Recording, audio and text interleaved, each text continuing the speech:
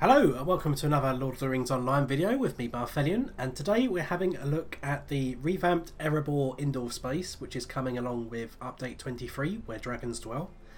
So for those of you who have been to Erebor, or maybe accessed the interior space via the Allegiance system that came out with Mordor, you'd be familiar with the area which is known as the Hall Under the Mountain, which is where we are now. So this is basically two interior big rooms.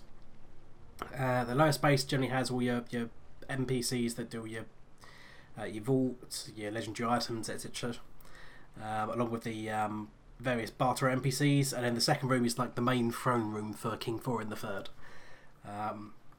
So previously this was the only interior space, so the moment you enter the mountain you enter this space, which some people were disappointed by because it is a relatively small space. You know, people were saying, well, Erebor is this huge dwarven kingdom.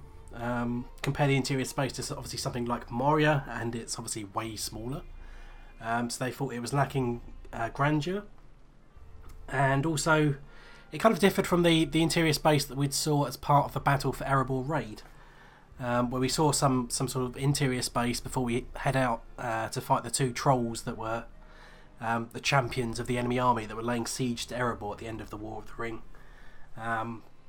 So they've kind of gone and added in some more stuff. So how we get there is either we come in from the main entrance to Erebor itself, or we exit the hall under the mountain, which is where we are now. So if we go back outside this door here, this will take us to the other interior space, which is brand new.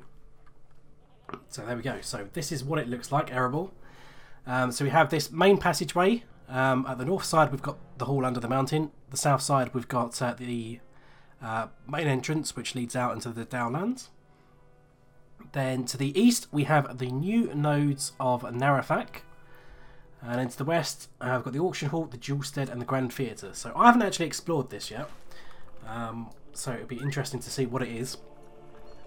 But this space out here, particularly along with this crossroads, this seems to match up a little bit more with the interior from the Battle for Erebor raid, where you started in like some sort of subterranean crossroads, very much like this, and then you basically make your way uphill. Bear in mind, obviously, everything in the Battle for Erebor I think is all ruined and stuff, and then you end up in this big interior room where you can go out to the main entrance. So obviously if we go outside of this one, this will take us out into the Downlands proper, the way we used to access the hall under the mountain. So there we go. So everything externally is still the same. Everything you know and love. The great big dwarf head up there. So if we go back inside, and let's explore some of the other places then. So it's certainly nice to have more space inside Erebor. I think it's good that they have fleshed it out. The downside obviously is that anytime you're going into the hall under the mountain to talk to an NPC for a quest, and then you need to go back out to the Downlands, it does mean there's some extra running now, which is unfortunate. But yeah, hopefully it won't be too bad. So let's head east now. So this is down into the new nodes of Narrafak, where I've been dismounted because obviously I'm not allowed to ride a horse, but I can still ride a goat. So I don't know if there's meant to be some questing down here at some point, but obviously we can see there are hostile mobs, which are level 115. So oh, apologies for the coughing. I am a little bit ill, but I have to record while Bulra is online, otherwise I'm going to miss the testing window again. But it seems like this is going to explain there's a new load that we've discovered, where potentially we might have things we can quest in, and we can basically go deeper and deeper. And there's got to be something of interest down there, so let's go down as far as we can. Let's see what we can find in here. So we've got Narrafak burrowers, just some cave claws, and they're somewhat hostile. They're not going to attack immediately though. So presumably there will be something of interest down here. But none of these guys seem to want to attack at the moment, so everything's just going to bark at me. This is going around in a circle.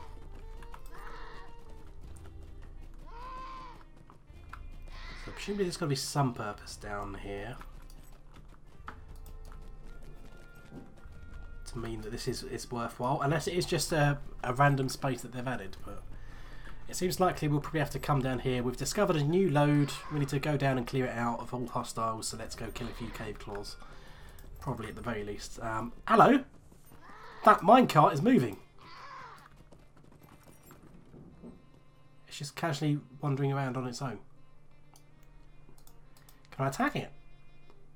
No, it's the burrower. Interesting. Okay, so let's head back upstairs then. And then go the other side of the crossroads. This is where the main living space of Erebor is. So unless you're the king, who obviously is going to spend most of his time in the throne room, if you're a dwarf that lives in Erebor, you're probably going to be living in this western area. So obviously we've got our NPCs. We have a crafting area. We've got a forge and relic master. We've got auction house, vault, bank, everything else that we could possibly think of. So we come into this area. Make our way around, and this is basically going to be probably about the same size as the interior of 4 in Tor, I would imagine. So there we go. Got some dwarf statues. Looks pretty cool. Taskboard, milestone, more dwarf statues. We have a goat stable master. Well, it's not actually a stable master that we can actually use. It was in the Grey Mountains in the north, it is said, that Durin first awoke. So yeah, the Grey Mountains is one of the 2 areas that we're going to get to go to as part of this new update. The other one being the Iron Hills. So we get both of those dwarven areas. So let's head up here. So is this a door we can get through? Yes it is, I think. Oh, it's locked. But we've got some more dwarven statues up here. So the Forge and Relic Master is probably above me or below me.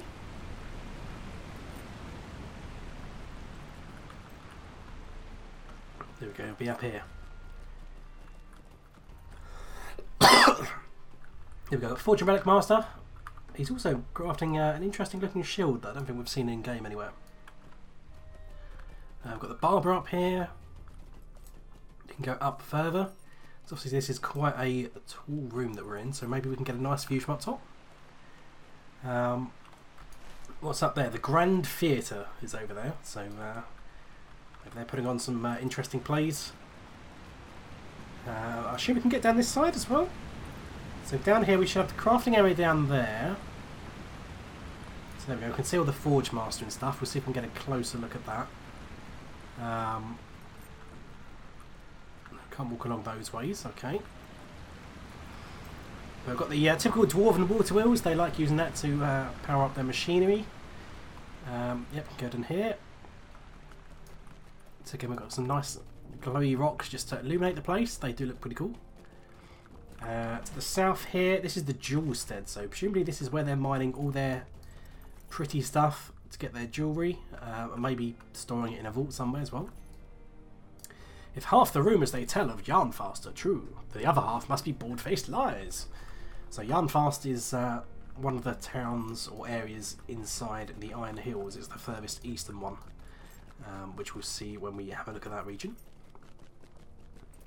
So we go up here. I think this is just going to take us back out to where we were.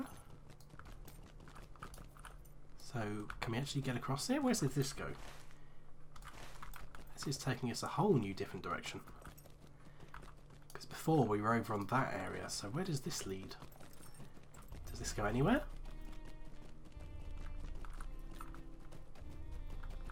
We're going up into the rafters. Is there going to be some sort of secret place? There's some dwarven houses, or I would assume there. The mailbox just casually outside. I would assume we might have to come up there and speak to someone at some point. Other than that, no, there's just a big vault up the top here. So can we jump down this safely? Let's try not to miss. Alright, so let's head back downstairs then. Let's go have a look to the north at the Grand Theatre. If we can find our way down safely. Do we want to go up here? I think we can go up. It's going to take a while to get used to this interior space. As like with Moria, there's a lot of up and downs everywhere. But it's nice to see this fleshed out a bit more. Obviously, a lot of the architecture will look quite familiar. There might even be some familiar textures being reused. But there are definitely some new bits and pieces. It's not just, you know, a copy-paste of Moria. There we go. It looks pretty posh. This is the entrance to the Grand Theatre. I don't know why my legs have only just sounded like they're broken, but whatever. So a couple of dwarves casually just sat around here. So presumably we're going to have to come here at some point and maybe watch a theatre show. Here's the box office. Presumably the dwarves are buying their tickets. It is good the war is ended. Erebor shall not be taken from us again. Another box office. Here we go, big posh theatre. So the seating's a bit weird, but whatever, we'll take it.